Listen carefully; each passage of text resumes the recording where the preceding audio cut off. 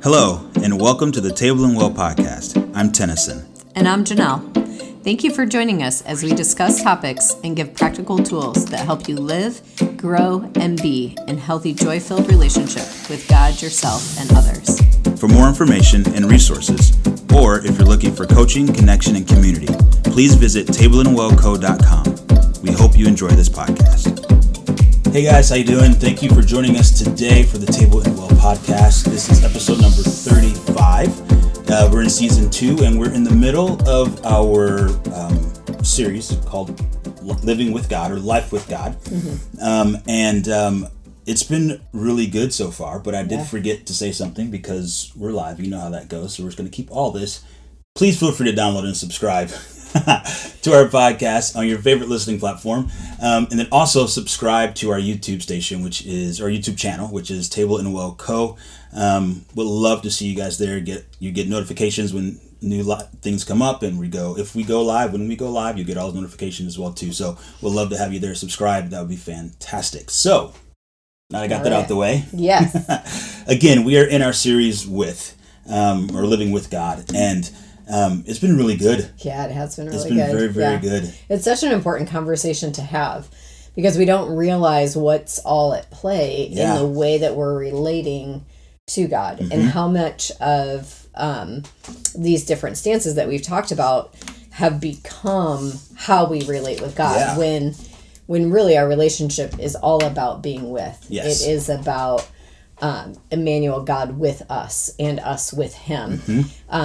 Today we're going to talk about a little bit of a touchy subject because this is so at the core really of what it means to be a Christian, right? To go true. And make disciples. Yeah. The doing of our Christian walk. And what does it look like to do that in a healthy way, in balance? And so much of this conversation is about that balance. It's not about whether or not we're not saying throw out these other parts. We're saying let's caution ourselves and pay attention to, are we doing these things without him? Yeah, with the fullness of him and who he is. Yes. Yeah. Yes. So we're going to talk about 4 today. Yes. So this is the last one out of the 4 not so good postures that we talk about. And so let's talk about the definition as we've done the other ones too, but I want to give a quick definition of what that's posture would look like. So the definition's here by, again, it's from the book by Sky Jatani. Jatani, you got it. Yep, every time. But here's the definition. It says, God is disappointed if you're not on mission. We are either on mission, you're an object of the mission, you're a hindrance to the mission, you're an aid to the mission, or my personal favorite, you are, quote unquote, a fat Christian who should be on mission. Right. That's like those are the things. That's the definition of it. It's like I have to go do something. Mission is the most important thing. Exactly. Right. Mission becomes the center of the Christian life. Right.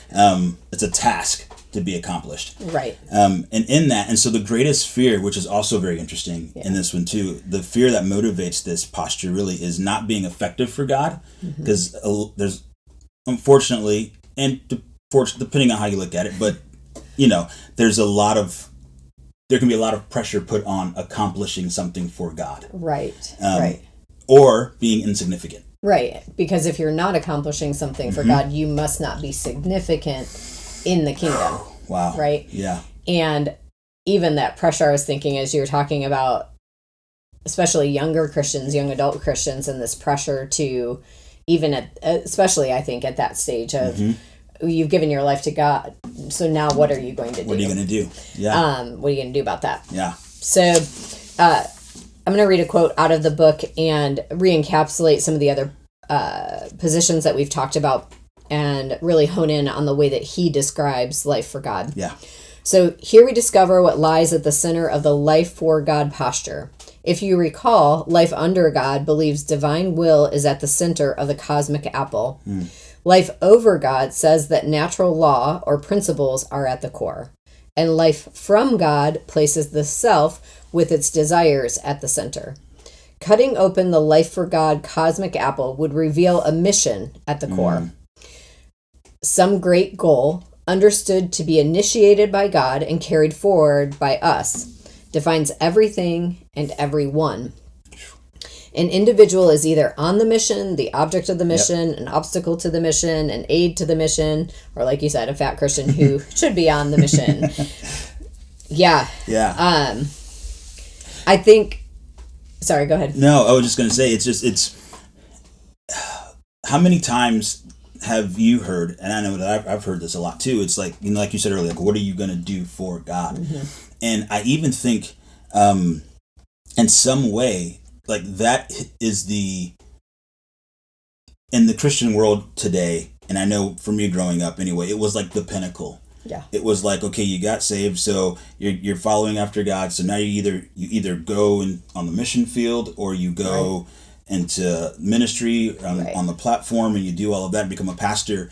And it was really, it was the one space that was honestly really highlighted by everyone around you, whether it was a pastor on the stage, whether it was your friends that you went to youth group with, or it was your parents, or and some of it was inadvertent, just because that's just what we know, it's the culture. Yeah. But it was like so inbred in you growing up that you had to do something for God in order to be significant or to be effective for Him. Are you winning souls? Like, and what are you doing to do that? That was the.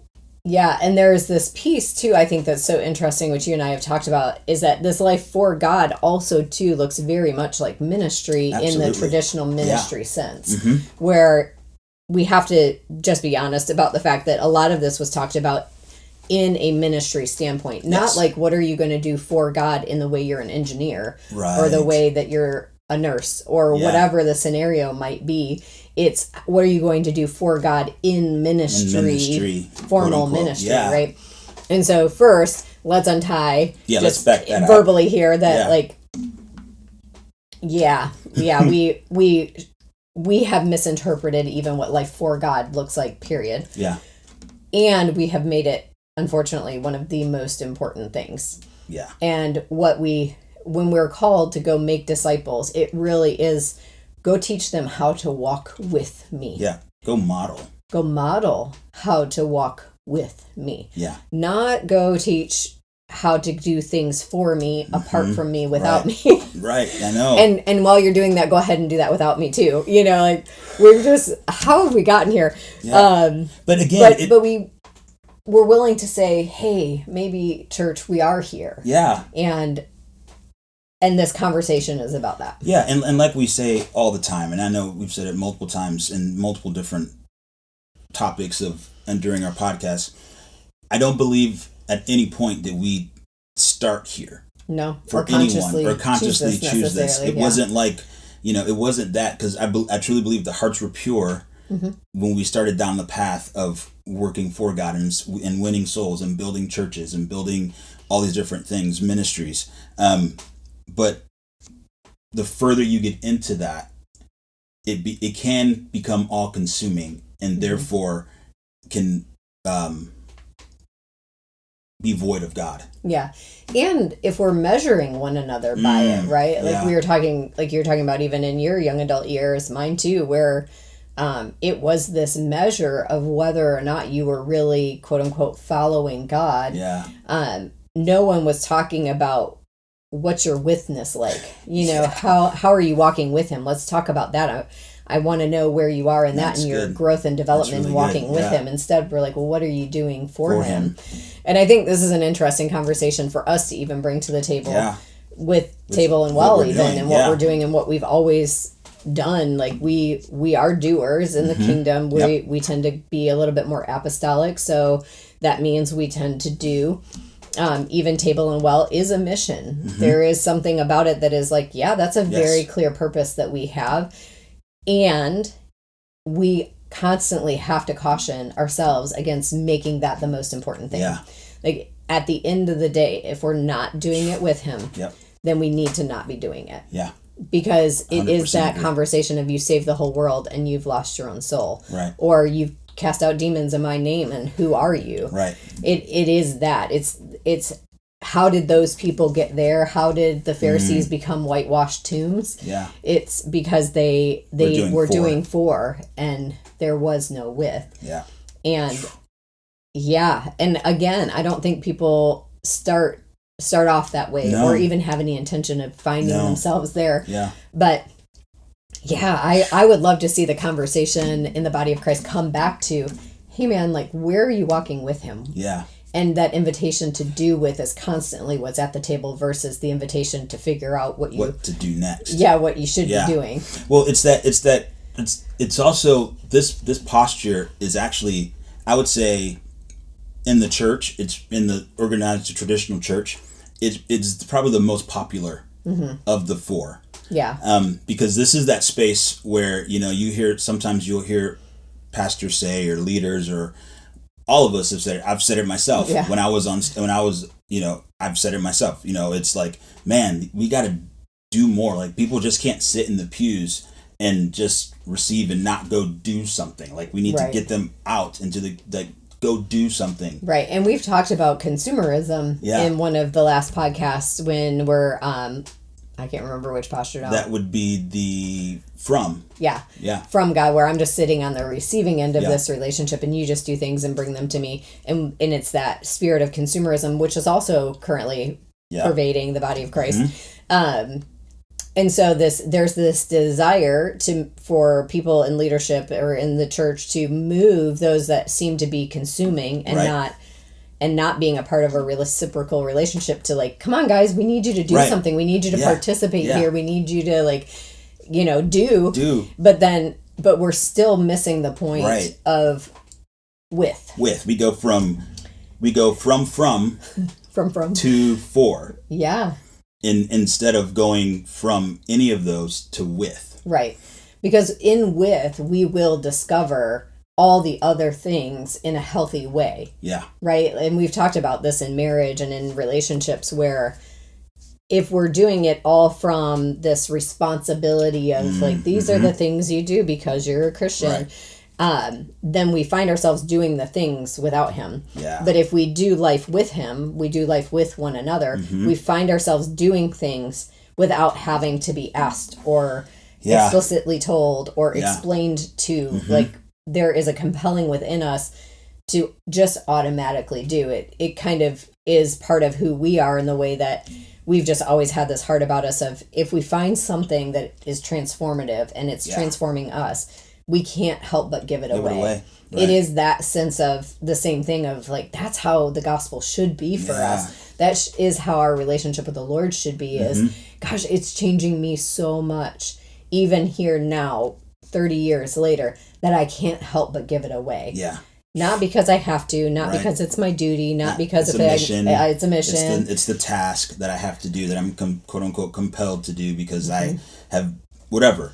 Yeah. It's do it with him. It's even, we talked about, I remember one of our tables, we were talking about the verse, the yoke is easy, my burden is light. And we talked kind of that idea of what that yoke was, but it was the idea of, I just remember the revelation that I received from that when we were discussing that amongst us was, like, the yoke was, there's always two oxen on the yoke. And it was the idea of Jesus and God was in one of them and we were in the other, and we were doing it with him. Partnership. It wasn't me by myself on the yoke. Right. And God saying, or Jesus saying, my burden is easy, my yoke is light. It's like, okay, you take my yoke and you go do the thing. It's like, no, he actually wants to partner with us and work with us. And we're moving into which is awesome. But it's that idea, but we missed that.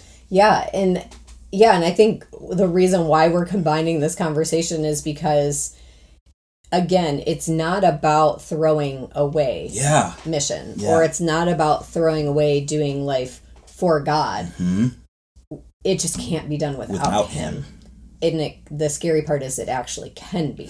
And so what we're saying and the invitation of this conversation, is to, hey guys, let's do it with it. It really is what's intended.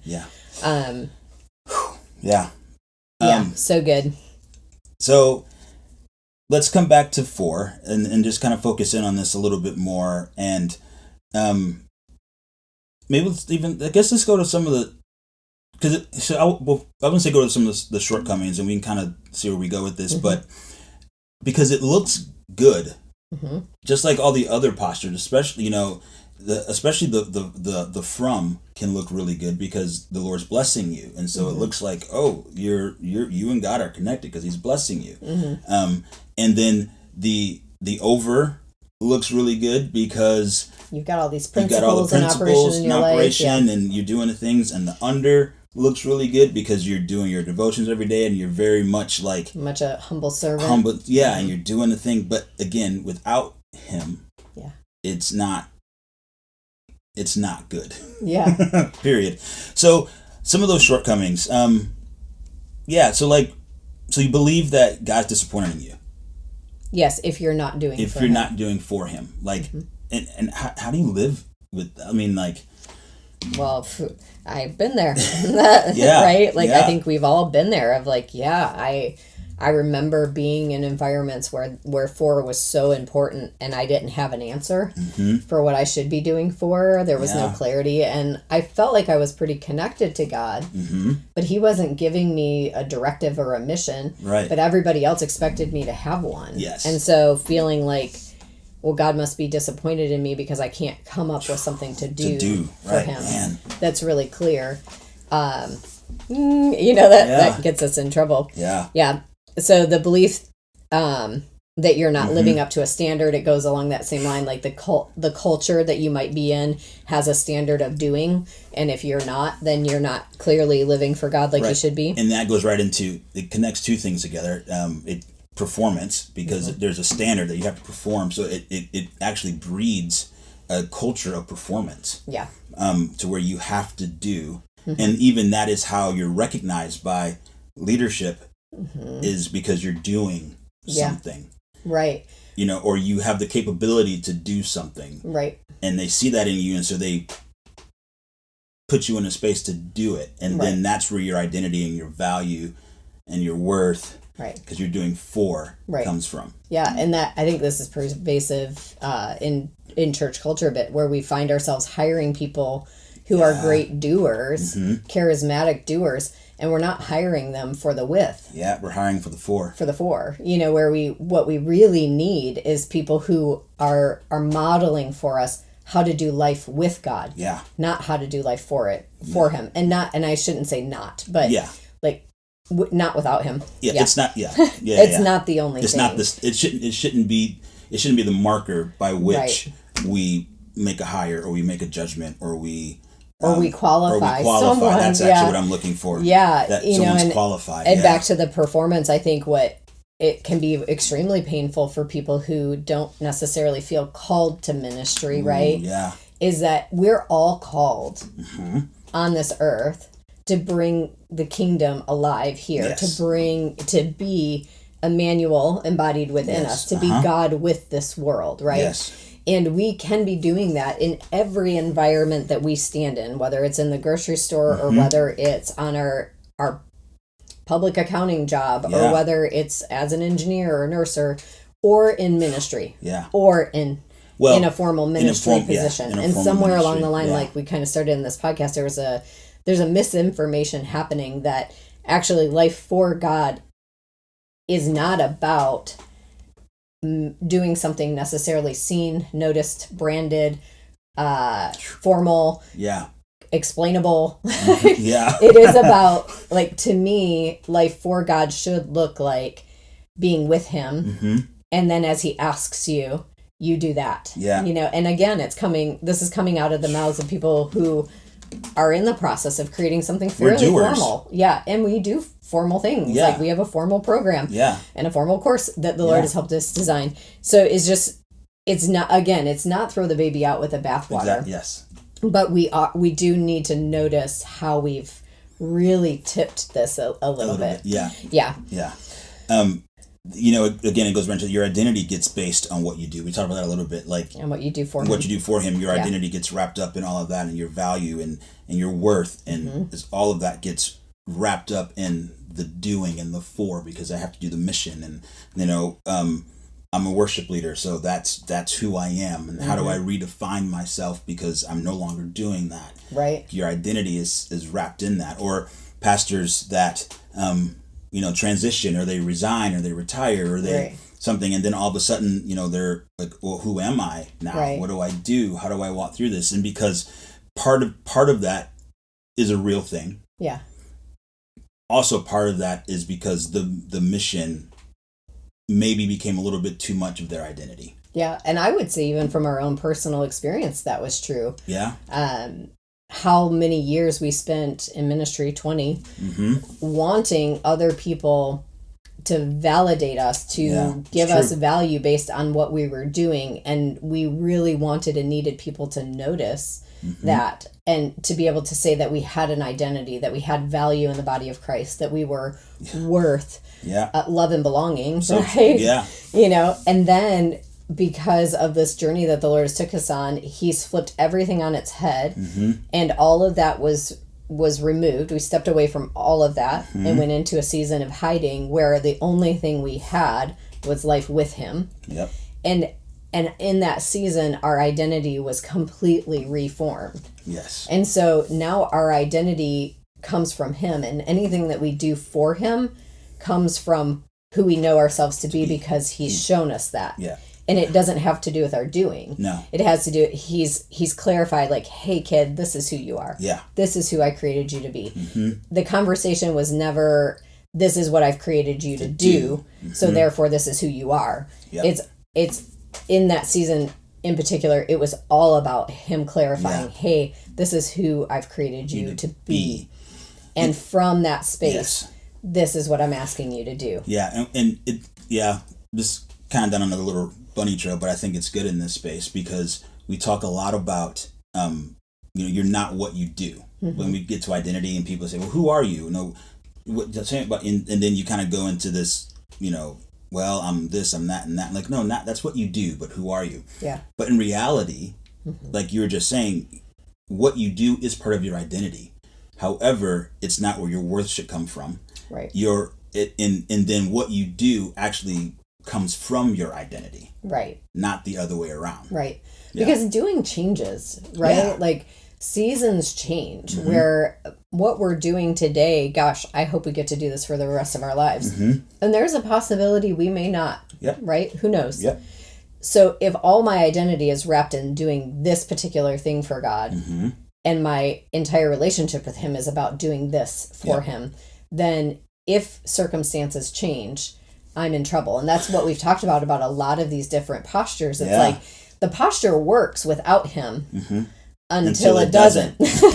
Until life changes, until something gets hard, or until, everything's not hunky-dory. The blessing's not there, quote unquote, or all those things that we deem to be important due to our posture and our stance towards God. Yeah. And we need to talk about this a little bit, because this is where this dance comes in, right? Okay. We find it so interesting. And we've even realized we were doing it ourselves, where it's like all of these work, all these other postures work when life is good. Yep. We can do life without him and pretend like we're doing it with him. Yeah. And the moment that life falls apart or something's negative or heavy or hard, we're like, please, Jesus, come and help, right? Then we want him to come and be with us. Yeah, that's so good. And that's so true. Right, I know. So and then we're like, please help. And one of the things we've learned in this last year, because of what we do at the table, where we do check-ins, which we've talked about, which is just simply checking in with your heart and sharing with others how your heart is doing. We would only respond to people if it was a negative or a heavy emotion, right? Like, oh, you're going through something hard. Well, how can we best care for you? Yeah. Which is not a wrong thing, not right? At all. But even in that, we were remodeling this idea that God doesn't want to be with us, or we don't need God to be with us when things are good. Right? Yeah. And we don't need other people to be with us when things are good. But the reality is, if we don't know what it's like to walk with God every day, in the good and in the bad, if we don't know what it's like to walk with people every day in the good and in the bad, when the bad happens, it just doesn't work, right? No. When we go to call on people who haven't lived and walked life with us in good moments too, when bad things happen, there's no joy there to balance. Yeah. And the same thing with God. How do we know, through our definition of joy, of the deep knowing through relational experience that someone is glad to be with you no matter what? Yeah. How do I know that someone else is glad to be with me? God's glad to be with me if the only time I call upon him is when everything's crashing down. Yeah. That's so interesting because whenever you say no matter what, even when we first started doing this, the no matter what to me was always negative. Yeah, right? It was always, the no matter what was when people were angry, upset, sitting in shame, were depressed, were struggling. Somehow, yeah. That was the no matter what. But no matter what encompasses the good and the excitement and the wonder and the peace and the calm and the joy, like all of that. And so the witness is all of that. Right. And where do we miss that? Like, where do we lose out in our Christian culture that, like, the joy of the Lord is our salvation. The joy of the Lord. Our strength. Yeah. And salvation meaning, yes, he saved us out of depravity, and he continues to save us out of our depravity every day. But it's the joy of the Lord that saves us. It's his gladness to be with us that gives us his kindness, right? That's what gives us actual life in the midst of all of this. Yeah. And so one of the things we did around the table was transition to say, no matter how anyone checks in, good, bad, or indifferent, that we're going to continue to ask, how can we best care for you? Maybe celebrating together would be the best thing right now. Yeah. How often do we pass that up, right? Like, it's like, oh, life is going good. One, I'm kind of embarrassed to say that. Right. Whatever that's about. Yeah. Unless I'm in a culture where we compare how much God is doing for us, right? Whoops. But do we really celebrate together? Yeah. Do we really notice the mundane of each other's lives? Yeah. Do we really believe that God wants to be with us in the mundane, or does he only want to be with us when we're giving our life for him? Yeah. And then we only ask him to be with us when things are hard. I want to just button this part, but by telling a brief story. There was probably one of the most awesome check-ins that I had done was someone checked in extremely, I think the check-in was calm and peaceful and excited. And so we went through, our menu of things that we asked, and she said, can you just sit with me and be with me in this emotion of calm and peaceful and excitement? And it was like, yeah, let's do that. Yeah. And it was the coolest thing to sit with someone in those light, excited emotions and to feel what's happening inside of me in this world. And it was like, oh, we need to do this more often. Right, because her peace and her inviting you into her peace and saying, hey, sit with this peace with me. Like, what a gift that is in the body, where it's not just sit in the heaviness with me, bear my burden with me, but hey, I want to share my joy with you too. I want to share my peace with you too. And making time to do that as a body. So good. So good. I think the other major shortcoming that we just need to sneak in here real quick is mission becomes an idol. And you and I have even had very tangible real life conversations about this, where we've been in scenarios where we're in ministry, we're doing life for God. We are so convinced that what we're doing is so important that there was one point in a conversation where we looked at each other and we're like, hold up, wait a second. Like, our marriage is struggling. We're not caring for each other. We're not caring for ourselves. We're not protecting one another. We're not protecting ourselves. And we're ready to give our whole lives for this mission. And we've lost God somewhere in the midst of all of this. Yeah. To where all the things that we know that we should be doing with him and with each other in a heart connected way. Yeah. We've disregarded all of that for the mission itself. And we had been asking a question of the Lord about what we're supposed to be doing on this particular mission. Yeah. Because we felt like maybe the season was ending, but we did not want to give it up. Bottom line, we didn't want to give it up. Because our identity was wrapped in it. It was. And we thought that was, we were even being told in the culture that if we left that mission, that we would leave God himself. Yeah. That was where he was, and outside of there, he wouldn't be. Yeah, he wouldn't be. Yeah, and so... It's crazy. Yeah, and we were buying into that, and we had this moment of realization. And hold up, wait a second.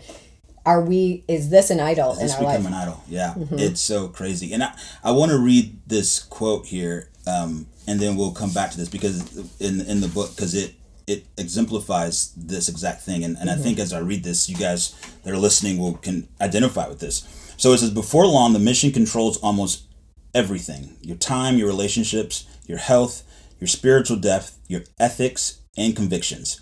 In advanced stages, missionalism means doing whatever it takes to solve the problem. And in its worst iteration, the end always justifies the means. The family goes, health is sacrificed, integrity is jeopardized, and God connection is limited. Yeah. And He's right. Yeah, and I've been there. Yeah. I mean, 2 times I can think of in my life for sure. When we first started off in ministry, we were at this inner city church up in Michigan, and it was the mission. It was the mission. And everything revolved around it, and then everything else was sacrificed. Yep. Family. Yep. Our marriage, our relationship. It was like. And we really believe that's how it was supposed to be. I mean, that's the thing. We were miserable. We were, and we bought into that hook, line, and sinker. Yeah, we did.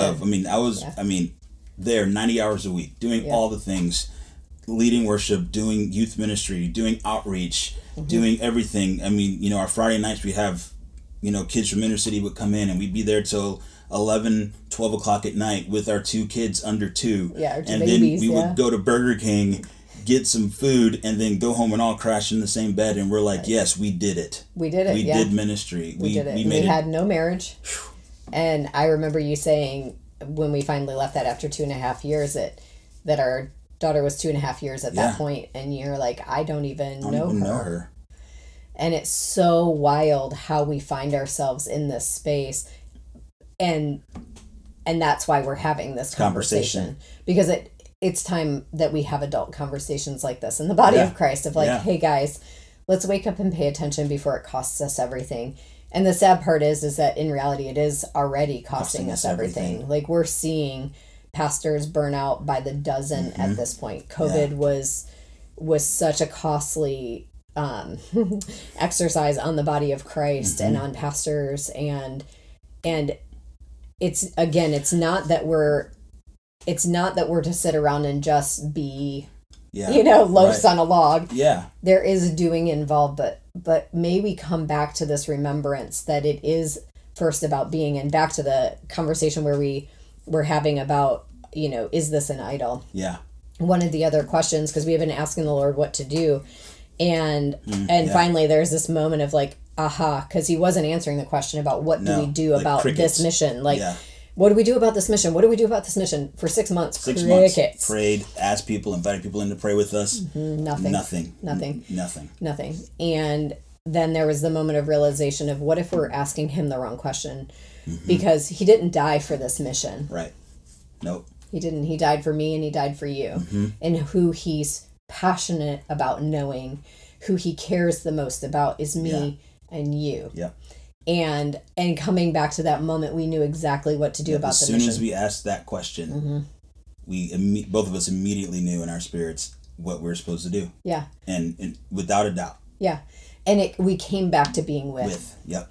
And that was the question that he wanted. That was the place that he was inviting us back to, is like, hey, it's not about what you're doing or not doing. Yeah. It's about remembering that all I want is to be with you, and that I really care about you. I love you. And that's what this life is about. Yeah. I'm not measuring you by anything. You've been listening to the Table and Well podcast. New episodes stream every Tuesday. To begin your journey to relational health, go to tableandwell.org/IRH to join our Intro to Relational Health Lab. This is our free 4-week mini course where you will learn skills and practices that will transform the way you engage with relationships. So for more information or resources, go to tableandwell.org.